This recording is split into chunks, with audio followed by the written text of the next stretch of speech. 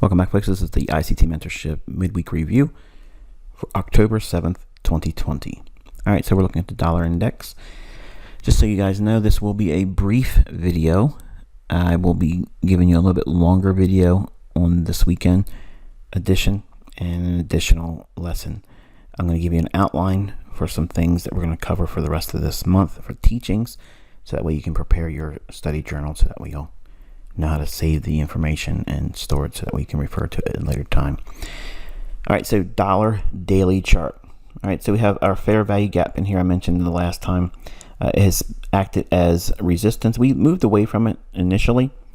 Yesterday we had price drop back up into about consequent encroachment, and then today we had basically a quiet day. Didn't do too much. Had a down closed candle.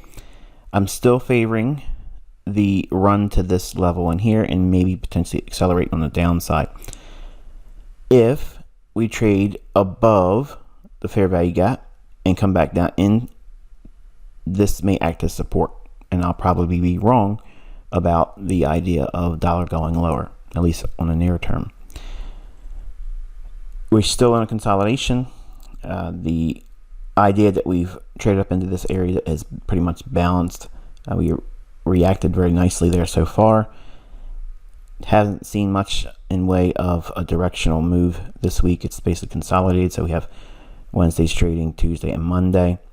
Basically nothing's happening. I'm going to say this, and for some of the less experienced traders or the newer students, may come across as a cop-out or an excuse or a way for me to just avoid being wrong. I don't want you to be enticed to go into the marketplace.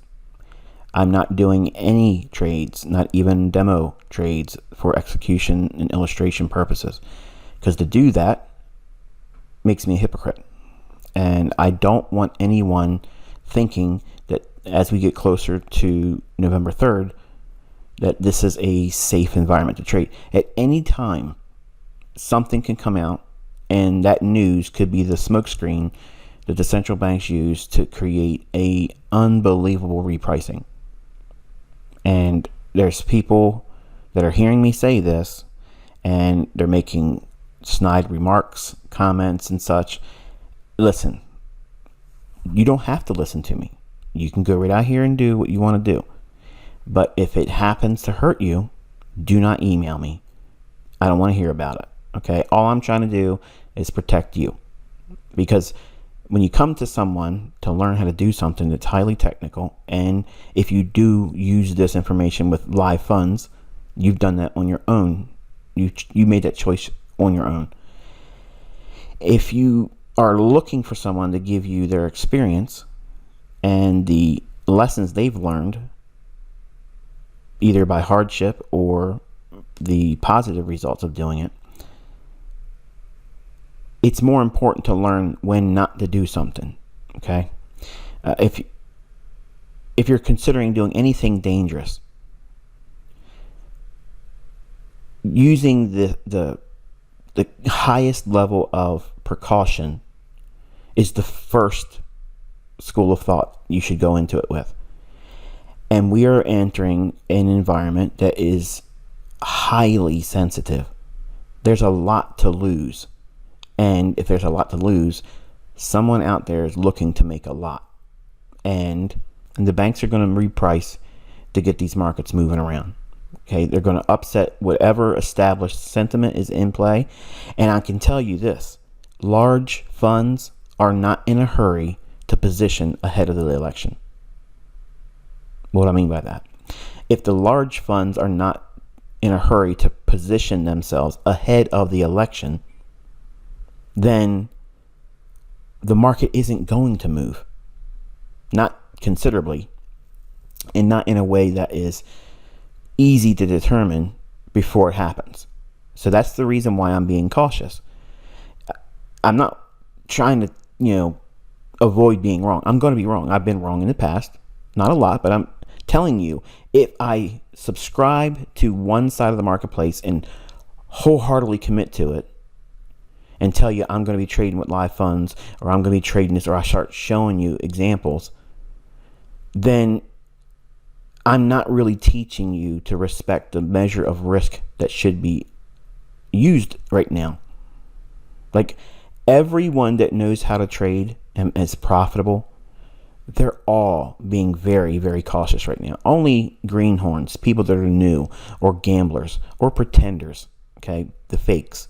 Nobody out here is really allocating serious funds ahead of this election. They're not. They're simply not doing it, okay? So what you glean from that is up to you. If you hear a message in that saying ICT is just trying to save face and not look bad, okay, fine.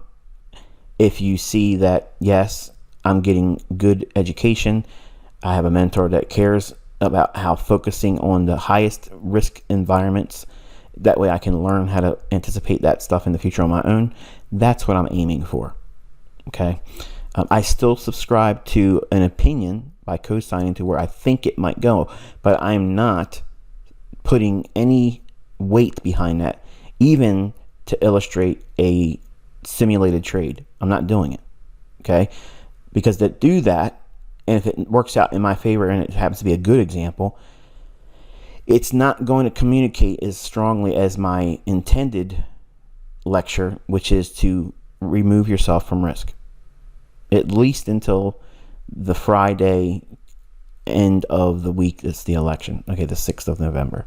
Okay, so the week after that, then fine, I'll be more inclined to subscribe to and commit to a view on the marketplace, and then I'll return back to doing executions and giving examples. But prior to that, I'm not in a hurry to do it. So if I show an example and it works out in my favor, and I show it to you, two school of thoughts are going to be created. One, you're showing off and you're not really teaching how to do it even in these high risk environments, when that's not what I'm trying to teach. I'm trying to teach that this is a high risk environment, extremely high. Like, this is a lot of consideration, okay? These markets are being baited for a big volatility move that probably won't occur until midnight, till 1 o'clock in the morning, maybe 2 o'clock in the morning on November 4th. I've said this. So I want you to really appreciate the benefit of having someone that can identify this. I don't want anyone hurt, and I don't want anybody thinking just because my tools are strong, my tools might not work. Think about that. You've never really heard me say that. I don't trust my tools right now, because anything can happen. Now, if you have a system, you have a method, you have tools, an approach, or a model, and you deem a market so uncertain that you don't trust your tools, is it wise for you to go in there and just roll the dice? No, it's not. And if you think differently, be my guest. Learn the hard way. Because even if things work out in your favor, you can't attribute that as skill. If I make a speculation on a marketplace that's outside of an environment like we're going into, then I'm okay with being wrong. And if I'm right, I attribute to being skillful. But if I'm wrong, it's just my mistake. And I have no problem assuming the responsibility on either side of the equation. But in this environment, if I'm right, it serves no benefit to you, because all I would be doing is enticing you to trade in any environment.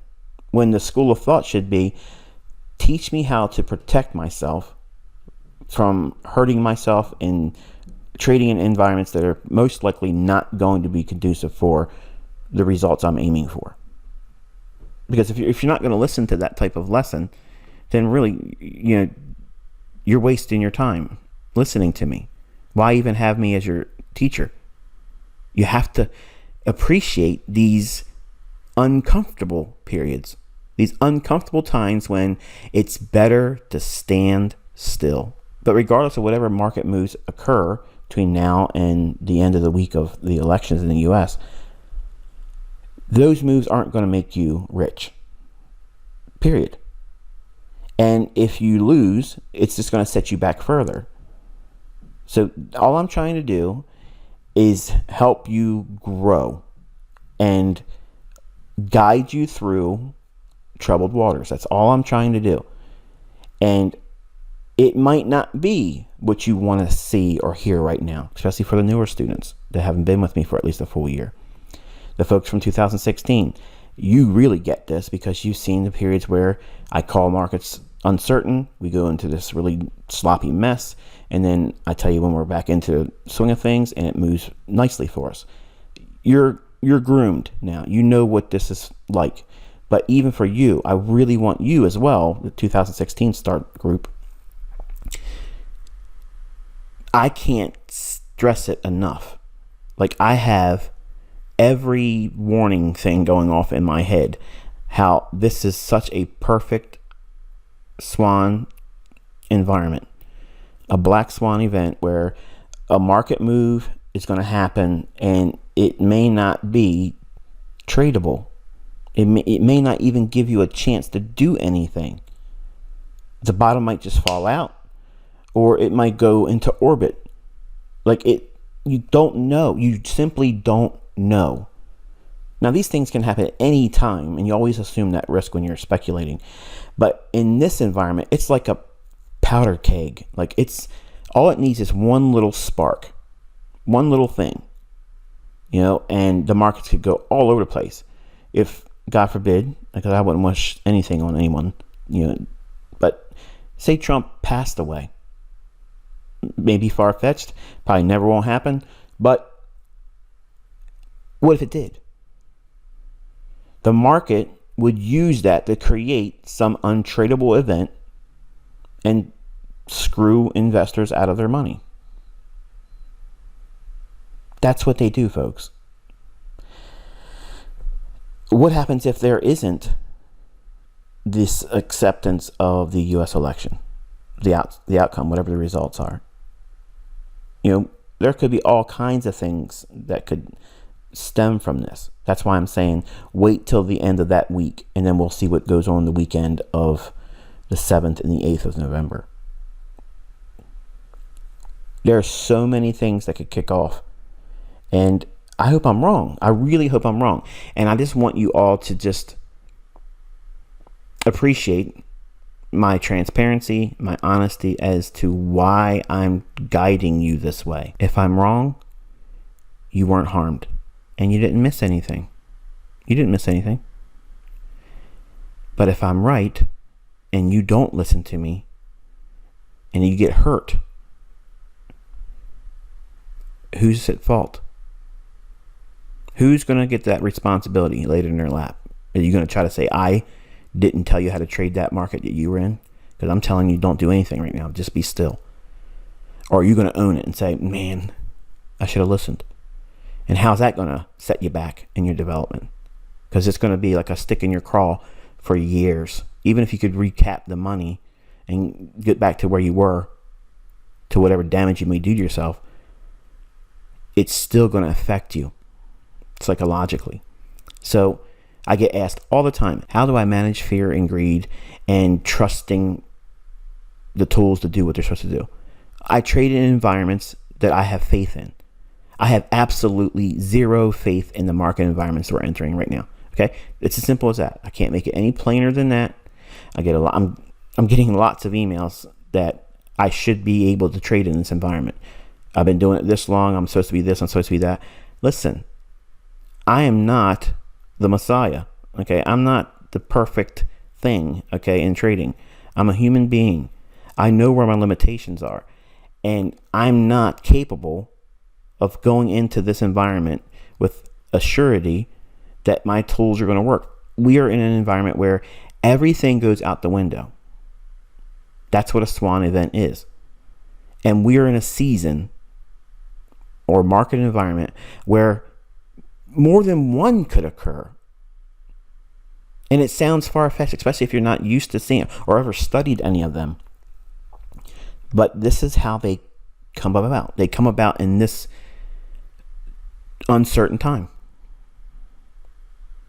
Look at what crude oil did this year. It went negative.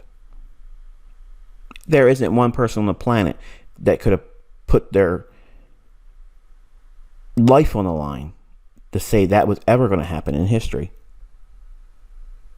let alone this year. But we were saying it's going to collapse, and it did. And it went well. I mean, I was surprised. It was negative. Like, you have no idea what could potentially kick off in these markets.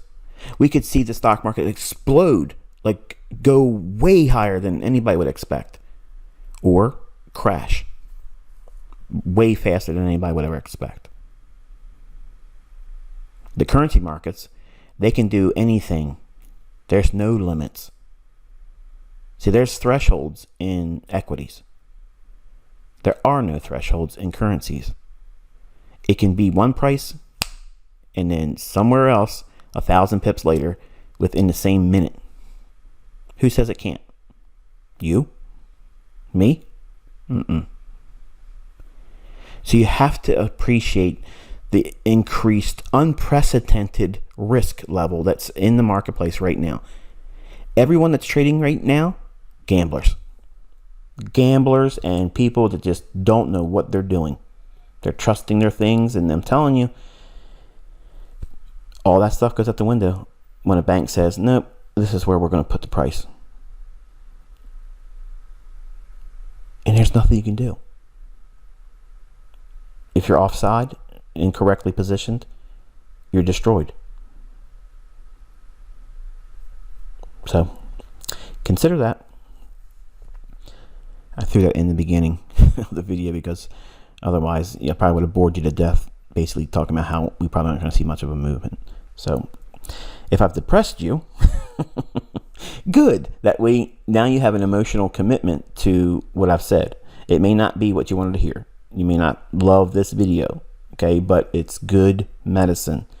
Trust me. If you're going to give me your time and your money and your initial trust to learn, trust me in this. Please do not engage.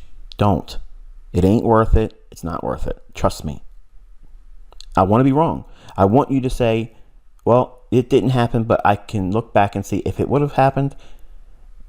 I appreciate what you tried to do. And that's all I'm trying to do is protect you.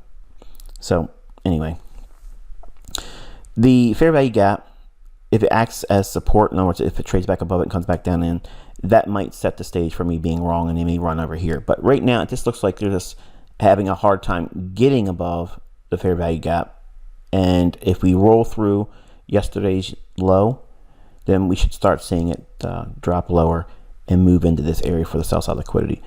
I'd like to see, should this happen, I would like to see, once we enter into this area, a lot of range in one candle, make a run below here.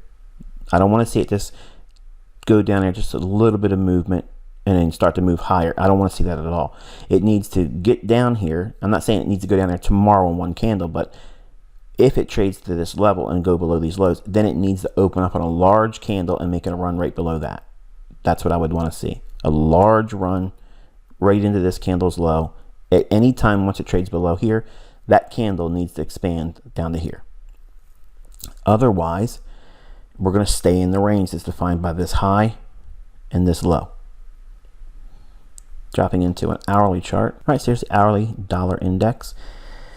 This is where we left off Friday, and we traded down a little bit, created a little bit of an imbalance, came back up, rebalanced, and low end of the fair value gap expanded. Relative equal lows in here. So we do have sell side liquidity still down in here. A lot of people trying to buy the low on the dollar.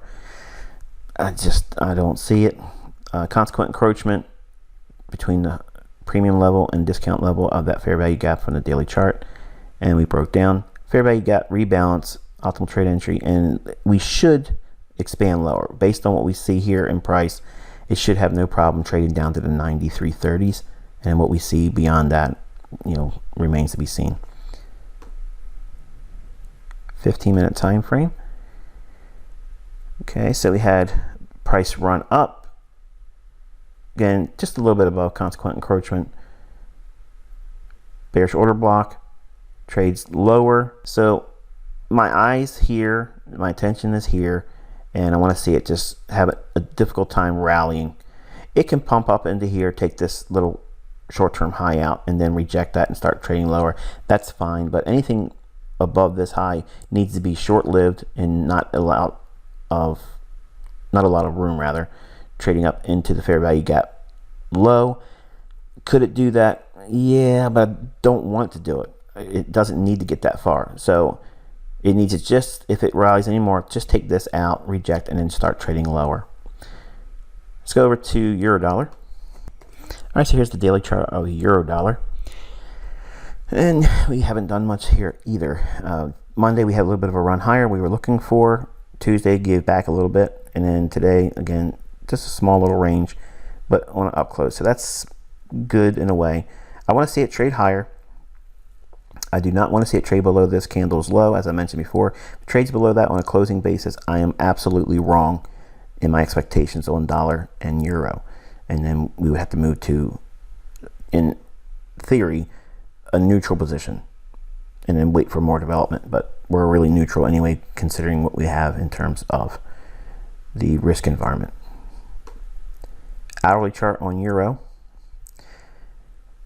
Even though we have higher high here, it's a high resistance liquidity run that I'm looking at. And remember, since it's got this signature here, it can still get up there. It's just going to be met with what? A lot of resistance. Okay, so that's the framework I'm working in, and I'm using that as the underlying context and premise to why I'm giving you the commentaries that I'm giving you.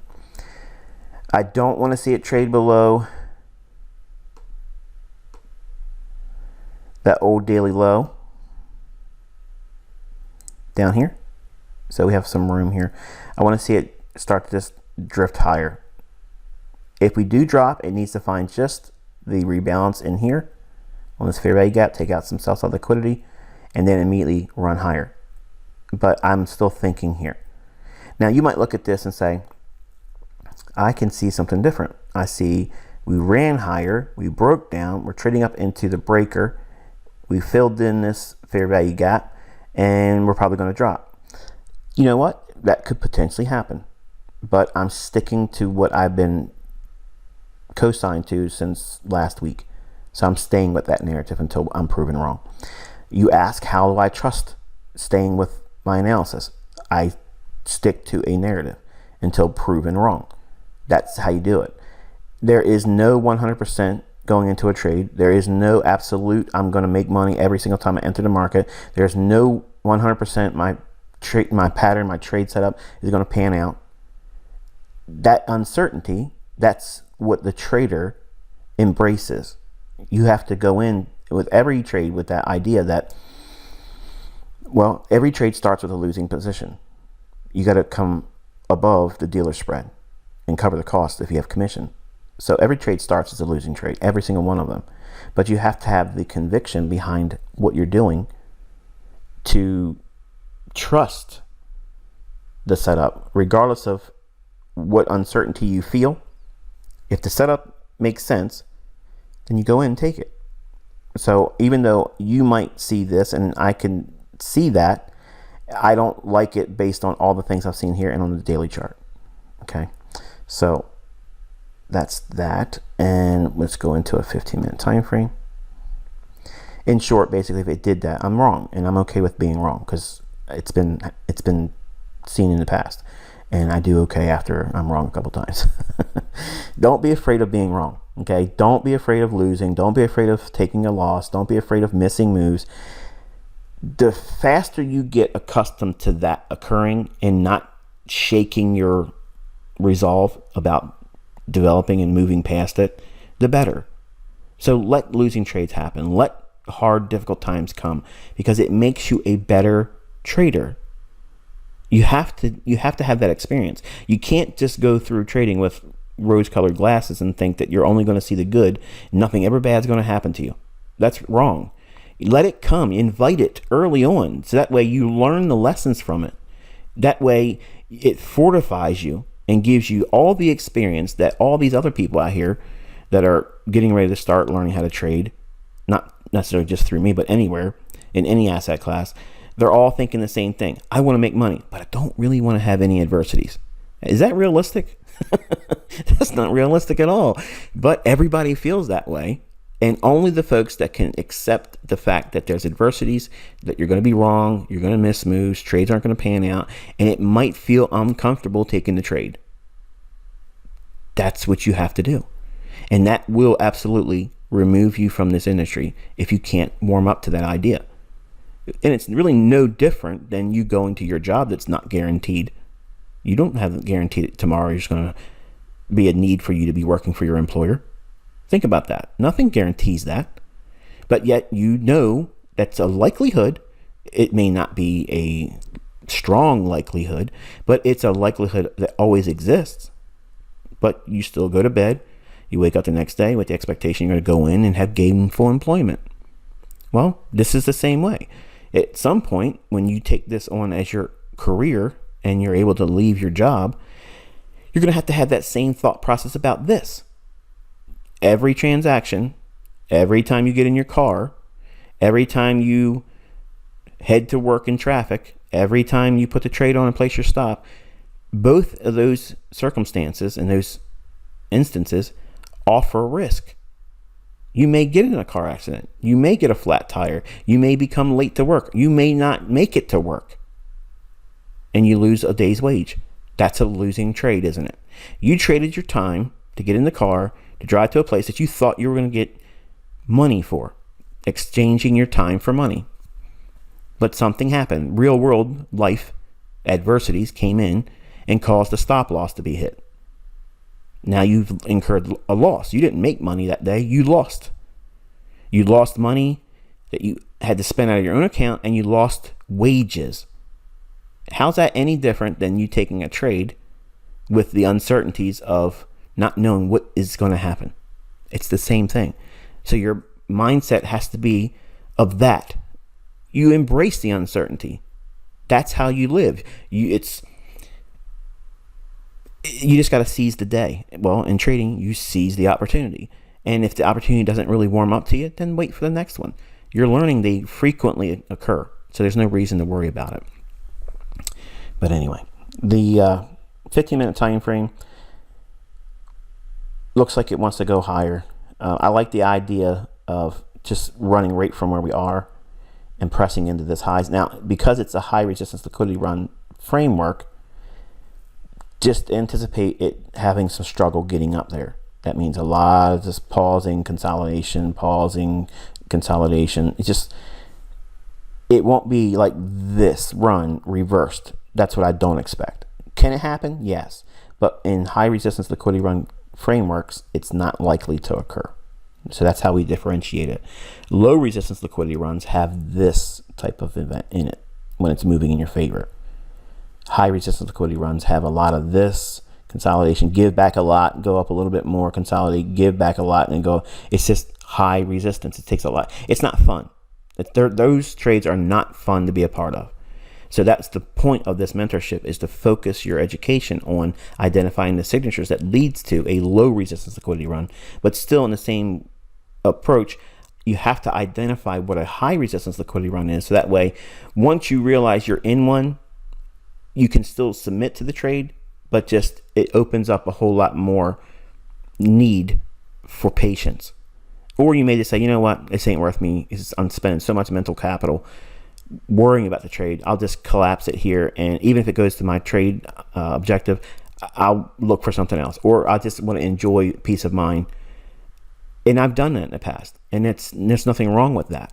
But if you look at that as weakness, or if you look at that as that's not the way to do it, you trade to make money. No, you trade to survive. That's the first thing. You have to learn how to survive, because if you can survive, given enough time, you can be profitable. The problem is no one learns or goes into this with the right mindset about learning how to survive. See, the first goal is, let me become a break-even trader. Now, I could write a book and put that out in the market, and no one's buying that book. How to become a break-even trader. But that's exactly what everyone needs to become first. That's the first goal. How not to lose everything. That's the other book title. Okay, it could be one or the other. How to be a break-even trader, or how not to lose everything trading. Nobody's buying that book. No one's buying that book. But that's the book everybody needs to read. And that's the lessons that I give you in mentorship. And they're boring. They suck. They're not what you want to hear. They're not sexy. They're not exciting. But this is how you endure to do all those other things when it's fun and it's easy, because you've learned all the hard, dry lessons. And that's why it takes at minimum a year under me, because you'll see every quarter of the year and you'll see all these periods where uncertainty will creep in. So I know it's a whole lot of talking in this video, but I'm telling you, I wish I would have been told these things and taught all this in the beginning, but it didn't happen. So let's go over to cable.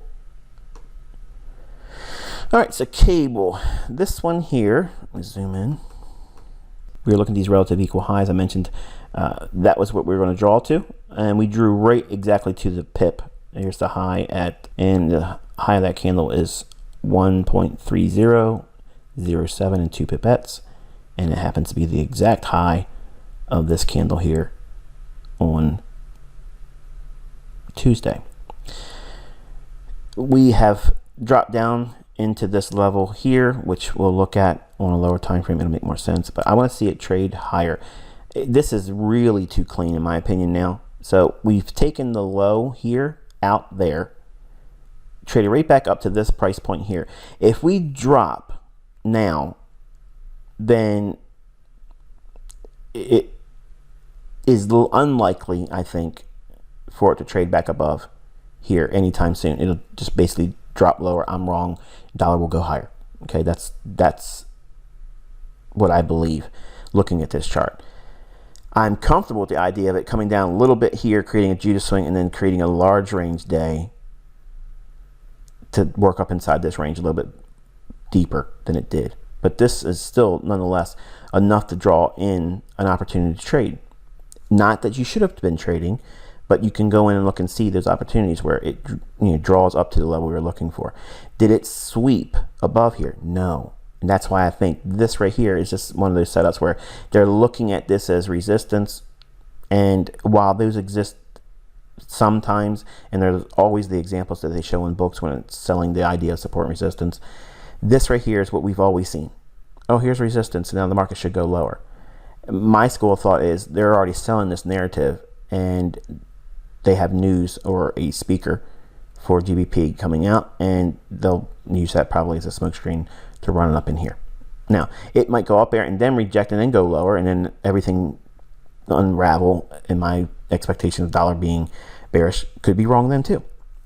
Same as I said on Friday. So there's a lot of things to consider right now, and none of them are high probability, but we're still going through the motions of looking at how to reinterpret price. Hourly. Okay, so here it went up to that level. Again, you can see the high, perfect, hits it and then breaks down, rebounds, and then drops lower. Relative equal lows, drops down into that, trades back up into mitigation, drops lower, relative equal lows, signature here, trades into, we'll look at a 15-minute time frame, you'll see the gap that I'm showing you because it's revisiting that. So I want to see it trade higher still, and it might require, like I said, the news that's expected or the speech for GBP to rally up there. If we fold and go lower, the liquidity resting below these here, it would probably go below that and come back up in the range again. I don't see it dropping and failing aggressively, but I could be wrong there. I'm still favoring the upside and lower on dollar. 15-minute time frame, and let's scrunch this up a little bit. All right, so here's that candle here that starts all of this imbalance right here. So this buy side imbalance, sell side inefficiency that was essentially rebalanced and overshot here a little bit. I'm using that reference point here, and that's what it keyed off of. So even all of this imbalance here, they are not expiring. So you have to use the IPTA data ranges, okay? And this is still inside of a range that would be accepted. It was only a couple days ago. It's like last week. So this imbalance, they'll use that again, or the algorithm will use that again. If we drop into a 5-minute chart, and I don't do this too much, but I want you to see, here's that overshoot of it here, and there's the actual candle I'm looking at, and all of this in here. Why am I using this high? Because it's the down close candles that sets the stage for sell side delivery. Then it breaks above it. The imbalance begins there because the state of delivery changes from sell side delivery with these down close candles. Then this market trades up above it. Even though this candle comes back down and closes with an up close from the open in this wick, I don't care about that. I'm looking at how the market changes to buy side, because if this candle here, let me zoom in a little bit.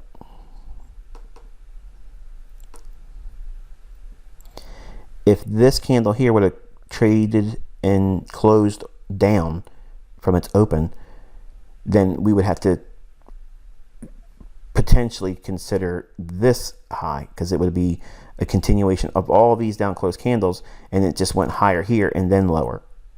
So I would be having an anchor point there, and that level would have been important to me in the future versus this one.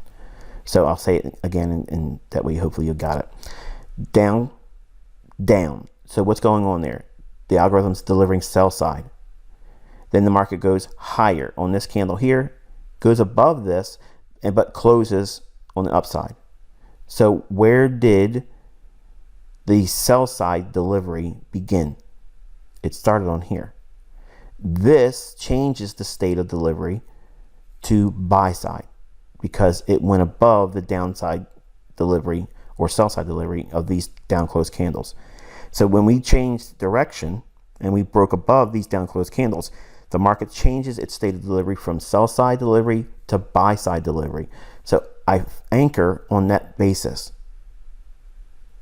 That way, if this candle would have closed down, okay, so in other words, if this would have been a down close, and say it didn't even close, like say it opened a little bit higher, but didn't go lower than this candle previous to it, but it was a still down close candle, I would anchor to this high because this entire range was all sell side delivery, because it went all the way up to here, but focused on closing lower on that particular candle, which it didn't do. Okay. If this went over your head, it does not matter. I will be teaching a lot of these things because they're algorithmic principles. It's all linked to how the algorithm reprices and goes back to old PD arrays. But we'll talk a lot about that in 2021. That's the heavier stuff. And you're probably thinking, do I really need that? No, you don't really need it. But if you want to be crazy with your precision, then you need it. But that's the business there. And I want to go over to E-mini S&P and wrap this video up because it's been a little bit of a long one, but lots of good stuff in it.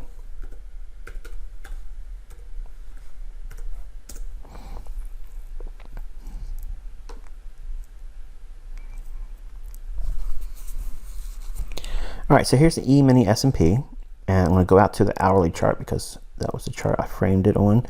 I gave you all the relative equal highs, and then I gave you this imbalance. Okay, so we had the remaining portion of the SIBI, sell side imbalance, buy side inefficiency, and the price level. If you go back and look at the 35-minute mark, according to my notes, if I'm correct, you'll see this chart in these levels. Well, you see a fair value gap in here too, but I don't have that on here now. But this level is anchored to this candle, and the high level was 34.21. And when I say high level, that was the level I have this little line segment on. If we look at how price delivered on the 15-minute time frame, it trades up to that 34.21. Okay, and you can see the high on that candle comes in at 34.21 and 3/4. Bam, just 3/4 of 1 point. Then slams down. It trades back into an old imbalance in here. And let's go back out to the hourly chart.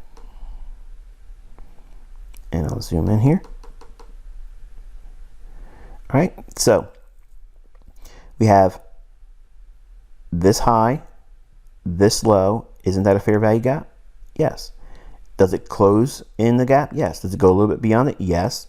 It's still an imbalance. They don't expire like a liquidity void is assumed by looking at other educators or other people using that theory. Okay, well, I'll just say it that way and spare all the unpleasantries. Extending out in time, the market comes back down and respects that same area here. So it aims for that, but then goes back into repricing. Why is price doing this vault back up higher? This is attributed to the bond market. We haven't been talking about bonds, but I'm going to bring in bonds in a moment. This delivery here was exactly what we were talking about seeing on Friday. And it was under the context of a 3 Indians pattern or 3 drives pattern. Okay, that was 1, 2, 3, right into the level we're identifying, only off by 3/4 of 1 point. Now think about that. That's like equivalent to less than a pip in Forex. That's precise. I mean, that's really, really precise. And then if it trades up there, then we expect it to sell off. When it sells off, this is a reversal pattern. Now, before I get into this discussion about reversal patterns, which is what we're going to be slowly transitioning into, I've deferred reversal patterns because you have to have a lot of experience looking at price, trusting me when I outline certain things, and there isn't a whole lot of reversal patterns. But the premise can be abused or misused by people that once they start seeing how to look for it, they'll think everything is a reversal pattern. And that's why I've kept it to the latter stages of this mentorship life cycle, because it's too easy to think everything's a reversal. Everything is a reversal. When I first started trading, it was, oh yeah, this is a head and shoulders top, or this is a 1, 2, 3 top, or a 1, 2, 3 bottom, and I just wanted to capture the best high or the best low. And I thought that was going to be obtainable for me with just a couple weeks book experience. And that's not true. But a reversal pattern is, even if this goes higher here, say it trades above this high and goes even significantly higher, this is just a small little stab above those clean highs, and it could go a little bit higher, and then it might reject that and go lower, or it could just keep on pressing higher and go into the 3500s. But this is like 80 handles. Okay, the high comes in at 34.21, the low comes in at 33.30. So yeah, better than what I was expecting for 3 handles back in the 90s. So this is a significant decline. It goes to a level that's logical. We know this. We talk about this area here as a point of interest where it goes back down. That's a target. Now, it could just as easily roll right on through that and pierce this. But if you don't take partials at logical levels, below these lows, into this fair value gap, below this low here, and the gap here, that would be a complete closure at this candle's close at 33.45 and a half. That's a level you could have taken partials at too. And again, I understand most of you are probably never going to trade S&P, but it's a wonderful market if you warm up to it, and it can be just as precise, okay? And in many ways, it's very rigid, like bonds. It delivers like right to the point, or maybe a point beyond, and that's it. They're very, very stiff with the delivery of these markets because they're a futures market, and they're very precise. There isn't a whole lot of funny business in it. They do have Judas swings, they do have manipulation, but not to the degree that a bank does with their currencies. Okay, so when you hear me say this, it's going to be like, well, why aren't you trading that? I love Forex. I love Forex because you can scale it. When you trade the futures market, you're stuck trading whatever the specifications are for that contract. And you may not have enough to trade this market with its initial margin and maintenance margin that you need to maintain for every contract that you want to trade.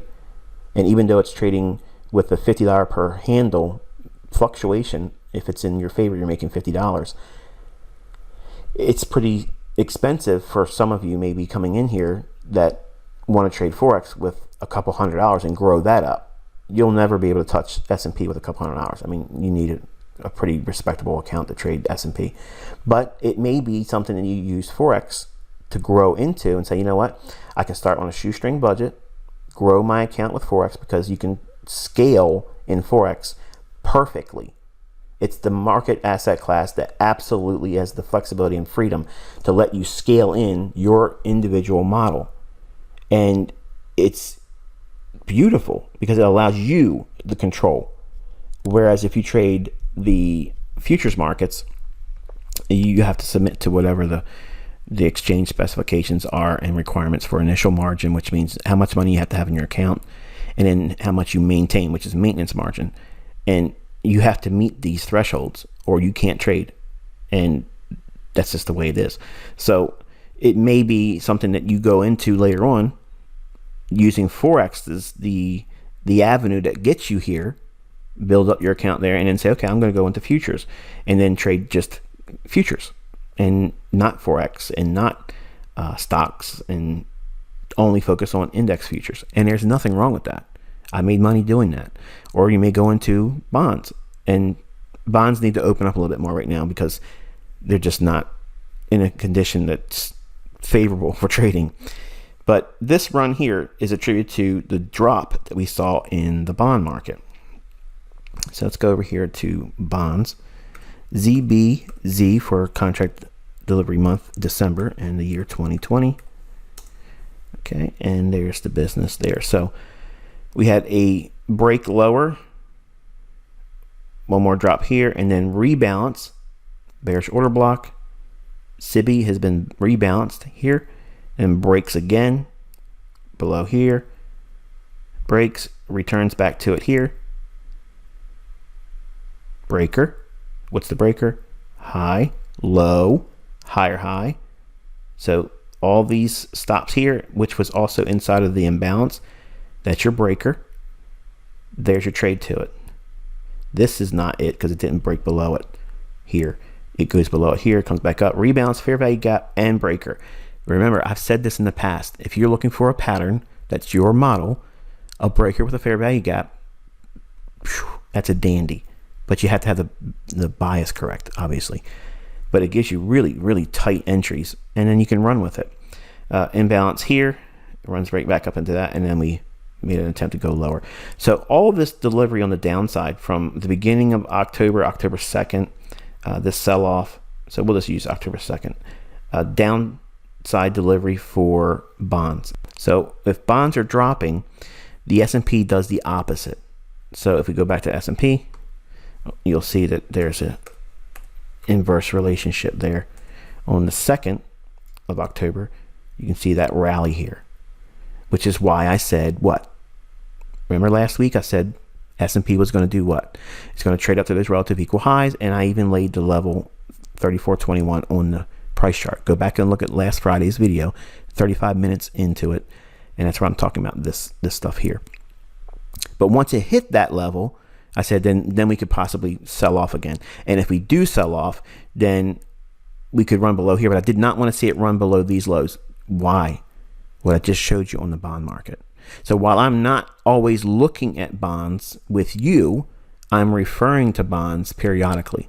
If I'm ever giving you any commentary with the S&P, I'm always referring to the bond market, because you can't really trade S&P to its precise degree without the element of bonds. It's as simple as that. Okay. So I think that's going to be it. I gave you a long-winded video, lots of stuff. But main takeaway is we are in a very, very high risk environment, and I am not this good. You might think I'm amazing, and there's times where I think I'm amazing, but I'm not that amazing. Okay. I know where I am drawing the line in my limitations, and I know that if I go out here and commit to trading live funds or commit to giving you the impression that it's a safe environment for you to even expect certain things to unfold, I'm not doing you any service by doing that. In fact, I'm undermining a lot of the things that I have cultivated in this community, which is respect the risk, know when the risks are unreasonable, and avoid those instances. And when the market's predisposed to go in a particular direction and it's highly favorable, that is what you're learning to identify. We do not have that right now. If you think you see that, you are just giving yourself something to believe in without the evidences to prove it or substantiate it. Okay, so this is where we forge patience. This is where we forge trust. Okay, you have to be able to give yourself permission to say, I can pretend and I can watch the market right now. Either way, if I'm right or wrong, it means nothing, because the main takeaway is I am not engaging in inviting risk because of these factors. And again, the factors are, we're going into an election, and some of you may not be American. You may be like, what does this have to do with us? It has a lot to do with it, because it's all dollar based.